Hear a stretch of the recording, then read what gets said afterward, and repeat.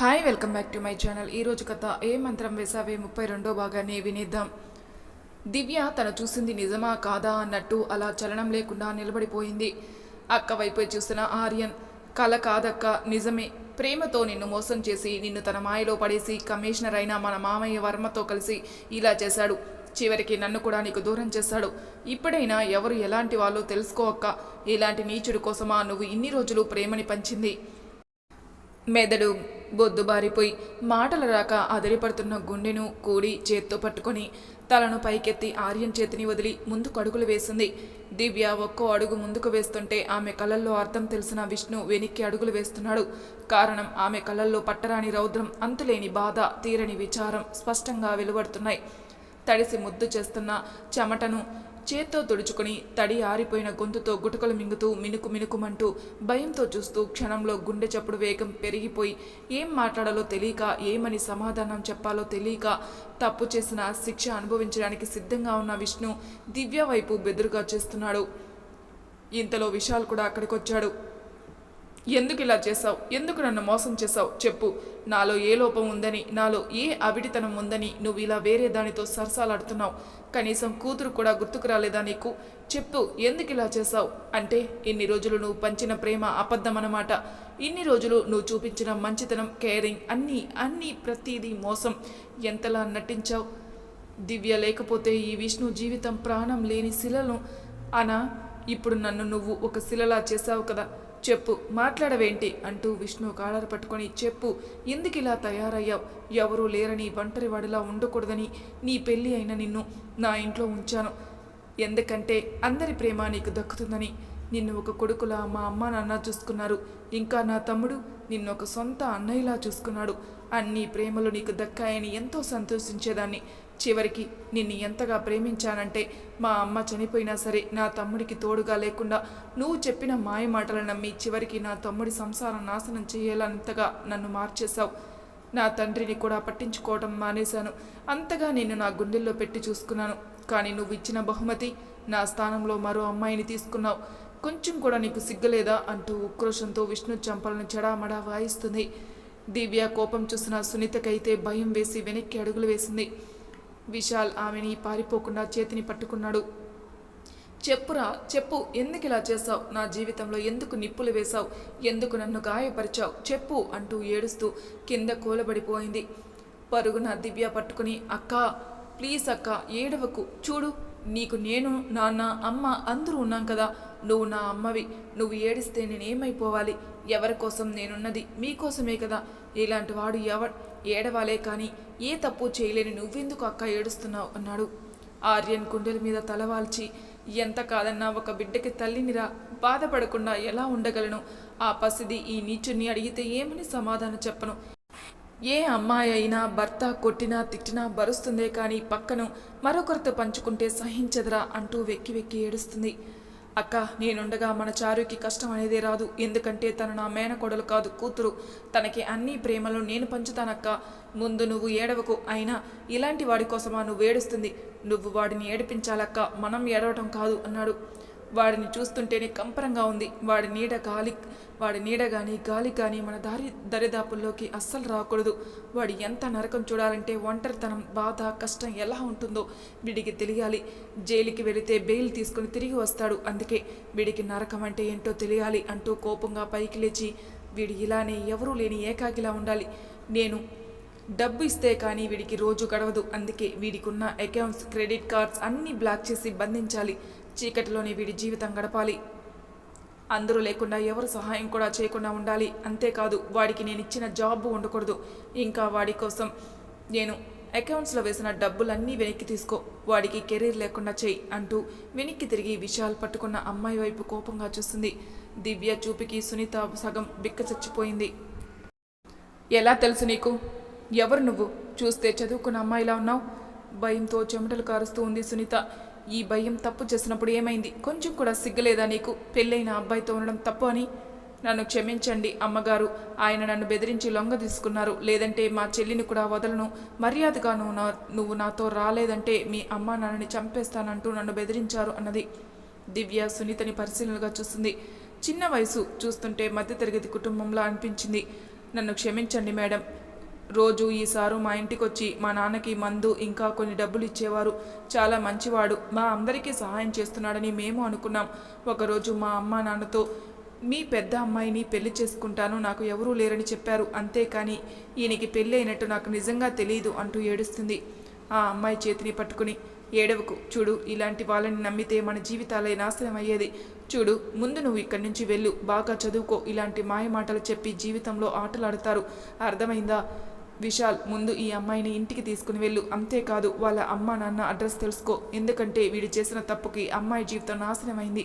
కనీసం ఆ తల్లిదండ్రులకి నిజం చెప్పి నా వంతు సహాయం నేను చేస్తాను అన్నది. సరే అక్క అన్నాడు. విష్ణు వైపు చూసి, నన్నే అనుకున్నాను, ఆ అమ్మాయి జీవితం కూడా నాశనం చేస్తావు కదరా. ఛీ, నిన్ను చూస్తుంటే చంపేయాలన్న కోపం వస్తుంది. ఇంకా ఇలా ఎంతమందిని మోసం చేస్తావు? ఆ అమ్మాయిని చూస్తుంటే నాకే జాలిగా ఉంది. ఎలా అనిపించింది నీకు తప్పు చేయాలని? ఛీ ఆర్యన్, నేను చెప్పినవన్నీ చెయ్యి. ప్రస్తుతానికైతే వీడిని వదిలేయండి. ఆర్యన్ కోపంగా విష్ణుని కసితీరా కొట్టి, అక్కనే అనుకున్నాను, ఇంకా ఆ అమ్మాయి జీవితం కూడా నాశనం చేసావా? ఎందుకిలా తయారయ్యావు? చెప్పు, నువ్వు చేస్తున్న పనే లేదంటే నీ వెనక ఎవరి హస్తమైనా ఉందా? విక్రమ్ పేరు చెబితే ఆయన నన్ను చంపేస్తాడు. ఇప్పుడు ఏమని చెప్పాలి అనుకుని కంగారుగా ఆర్యన్ వైపు చూస్తున్నాడు. విష్ణు ఫేస్లో కంగారు చూసిన ఆర్యన్, చెప్పు, ఎందుకు ఆ కంగారు? అంటే నిజంగానే నీ వెనక ఇంకొకరు ఉన్నారా అన్నాడు. లేదు ఆర్యన్, లేదు అన్నాడు. ఈ రోజు నుంచి నీకు కెరీర్ కానీ, జాబ్ కానీ, స్టేటస్ కానీ, బిజినెస్ కానీ ఏమీ లేవు. నువ్వు ఇప్పుడు ఏకాకివి. ఇకపై నీకు నీ ఫ్రెండ్స్ కూడా సహాయం చేయరు. ఎందుకంటే నేను చేయనివ్వను. భార్య లేకుండా, కూతురు లేకుండా, తిండి తిప్పలు లేకుండా, చేతిలో ఉద్యోగం లేక, అవసరాలకి ఖర్చులు లేకుండా ఇలానే బ్రతుకు అంటూ దివ్య చేతిని పట్టుకుని ముందుకు నడిచాడు. విష్ణు మాత్రం కింద కూలబడిపోయాడు. అనుకున్న జీవితం సంతోషంగా గడపాల్సిన జీవితం లేదు.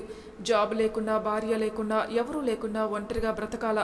ఎందుకో తెలీదు. ఆ క్షణం తన కూతురు చారుణ్య గుర్తుకు రాగానే తన ప్రమేయం లేకుండానే కన్నీరు వస్తుంది. మనసుకి తప్పు చేశానన్న ఫీలింగ్ కలిగింది. డబ్బు రుచి చూపించిన విక్రమ్ కారణంగానే తనకి ఈ గతి పట్టిందన్న ఆలోచన, చెడ్డ పనులు చేసే కమిషనర్ మాటలు విని ఇలా దివ్యని మోసం చేశానన్న ఇలా పలు రకాలుగా విష్ణు మైండ్లో ఆలోచిస్తుంది. డబ్బు కావాల్సినంత ప్రేమను పంచే దివ్య లేదు. అల్లరితో నవ్వించే చారుణ్య లేదు. తనకంటూ ఇప్పుడు ఏ గుర్తింపు లేదు. చెడుకి అలవాటు పడినందువలన ఈరోజు తనకంటూ ఏమీ లేకుండా ఒక్క క్షణంలో తన జీవితం తారుమారవుతుందని ఊహించని విష్ణు అలానే కూర్చుని ఉన్నాడు. జరిగిందంతా తెలిసిన దేవ్, కరుణ బాధపడుతూ సోఫాలో కూర్చున్నారు. ఇంతకీ ఆర్యన్, దివ్య ఇప్పుడు వస్తున్నారా లేదా అన్నాడు. వస్తున్నారు మావయ్య. విష్ణు గారి కారణంగా ఆ అమ్మాయి సునీత జీవితం నాశనం అయింది కదా, వాళ్ళ ఇంటికి వెళ్ళారు మాట్లాడడానికి. నమ్మి ప్రేమించినందుకు నా కూతురికి ఇలాంటి శిక్ష వేశాడా వాడు?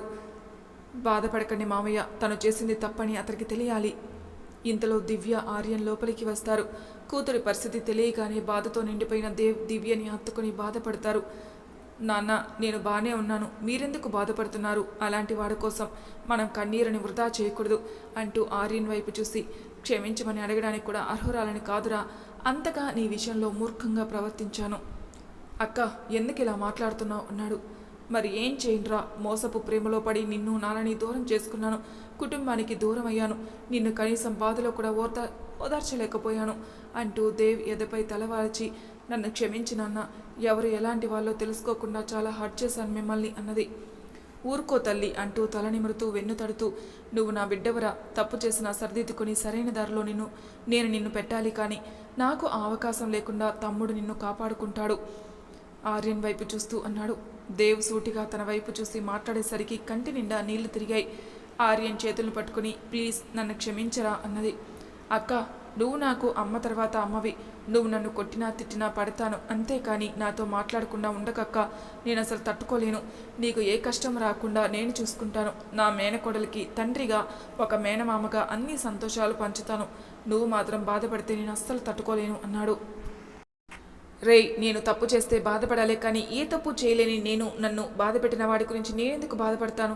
అతను బాధపడాలి, అతను ఏడవాలి. కూతురు ఉండి కూడా మరో అమ్మాయితో పాటు నన్ను కూడా బలి చేసినందుకు నేను ఎమోషనల్ పర్సన్ అస్సలు కాదు. కాకపోతే చారు నాన్న అని అడిగితే ఏమని సమాధానం చెప్పను అంటూ ఏడుస్తూ ఆర్యన్ని పట్టుకుంది. అక్క, చూడు, చారు కోసం ఆలోచించుకు, చెప్పాను కదా తన బాధ్యత నాది. ఇంకా నువ్వు ఏడవకు. ఏడ్చినా నేను అస్సలు తట్టుకోలేను. ముందు పద, భోజనం చేద్దు గాని అన్నాడు.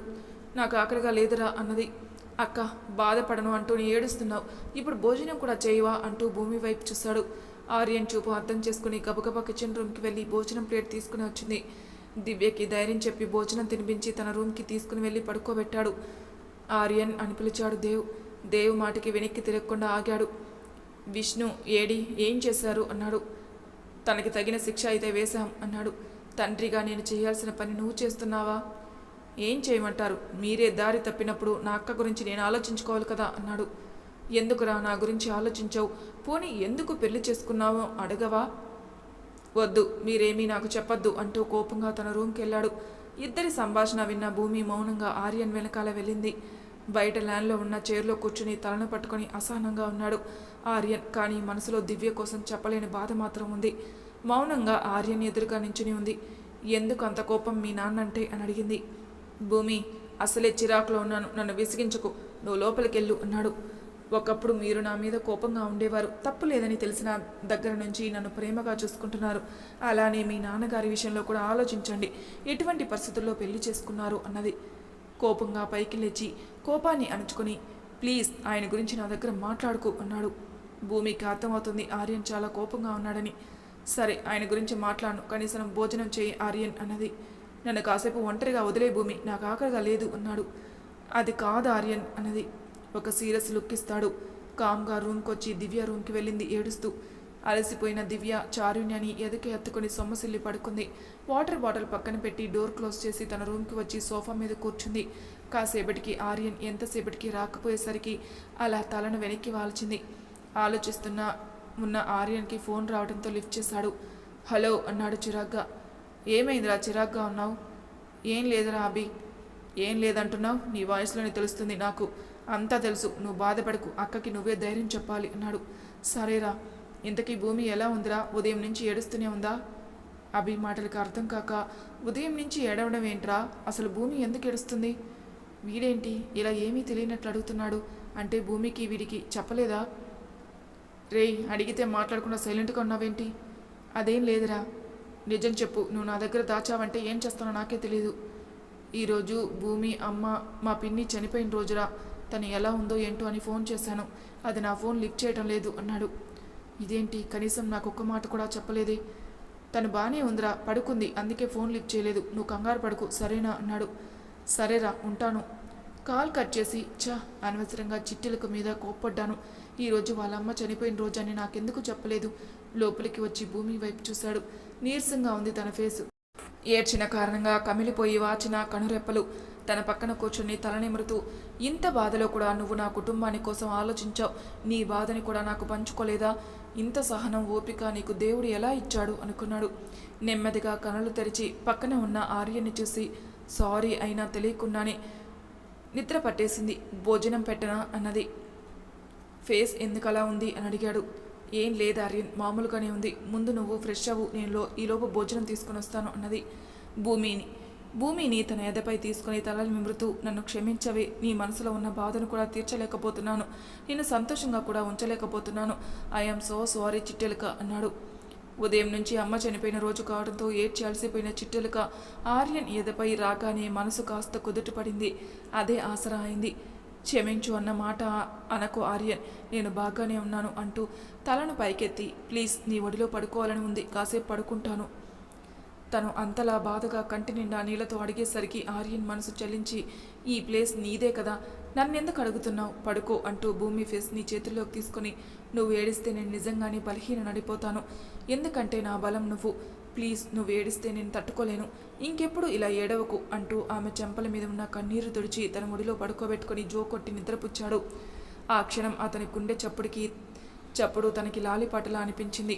అతను అలా తనని పసిపాపలా ఒడిలో తీసుకుని తల నిమురుతూ జో కొడుతూ ఉంటే తల్లి ఒడిలో పడుకున్నట్టు అనిపించి మనసులో ఉన్న భారం అంతా తొలగి నిద్రలోకి జారుకుంది. మరి తర్వాయి భాగంలో ఏం జరుగుతుందో నెక్స్ట్ ఎపిసోడ్లో తెలుసుకుందాం. అంతవరకు నా ఛానల్ని సబ్స్క్రైబ్ చేయని వాళ్ళు ప్లీజ్ సబ్స్క్రైబ్ చేసుకోండి, లైక్ చేసి షేర్ చేయండి, మీ అభిప్రాయాలు నాకు కామెంట్ రూపంలో తెలియజేయండి. Thank you for listening.